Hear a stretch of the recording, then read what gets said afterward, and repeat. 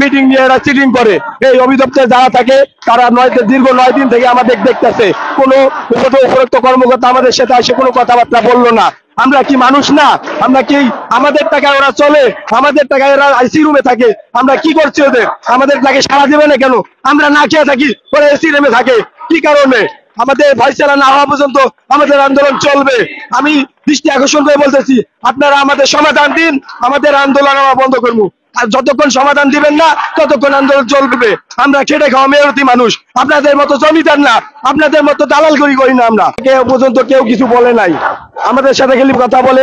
দীর্ঘ এই অফিসে যারা কর্মচারী আছে তারা প্রতিদিন আসে, আমরা এই জায়গায় বয়ে থাকি, প্রতিদিন খালি ঢোকে গেট দিয়ে, তারপরে আমাদের সাথে কোনো কথাবার্তা বলে না, এটা সমাধানের মতো কোনো কিছু বলে না। আজকে যখন গেট বন্ধ করছি আমরা, দেখা যায় সব উপযুক্ত কর্মকর্তা এইখানে আছে, তারপর আমাদেরকে বললো না, কোনো একটা আশ্বাস পর্যন্ত দিল না আমাদের।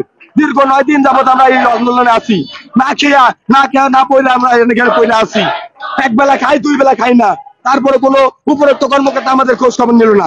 তাহলে কি আমরা কি মানুষ না? আমরা তো শ্রমিক, আমাদের টাকায় তো ওরা চলে।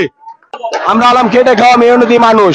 আমাদের যে আন্দোলন, আমরা বিগত দিন আন্দোলন করছি সুন্দরভাবে, শান্তিশিষ্টভাবে, সব জায়গায় সবকিছু আমরা দরখাস্ত করছি, তাতে আমরা কোনো সাড়া পাই নাই। তারা মালিক পক্ষকে ধরে আনতেও পারতেছে না, তারা বলে তাদের হাতে কোনো ক্ষমতা নাই। তাহলে দেশে কি কোনো আইন নাই? দেশে যদি আইন থাকতো তাহলে তো আন্দোলন এত 2 দিন হয়তো না। আমরা চাই আমাদের সমাধান, আমাদের সমাধান দেখ। উপদেষ্টা আছে, উপদেষ্টার কাছে আমরা স্মারকলিপি পাঠাইছি, তারপরে কোনো পর্যন্ত আমরা পাই নাই এখন পর্যন্ত। কালকে মিটিং ছিল, মিটিং এ কোনো কিছু বলে নাই।